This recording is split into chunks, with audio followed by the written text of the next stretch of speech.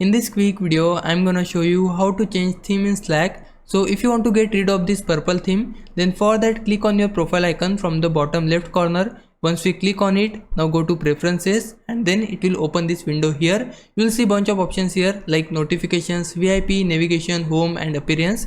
So we need to select this appearance option here.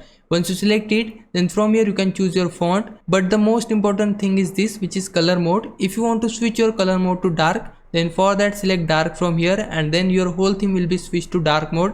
You can stick with light mode as well, but if you want to change only this purple theme, then for that you can choose any color you want. Like if I want to go with this banana theme, then I can select it. You can also go with this one, or bunch of themes are here. So let's say I want to stick with this one, which is mood indigo. I have selected it and now you can choose your color mode. I want to go with dark mode here, and now we just need to close this option here and then click on save changes, and that's how you can change themes in Slack.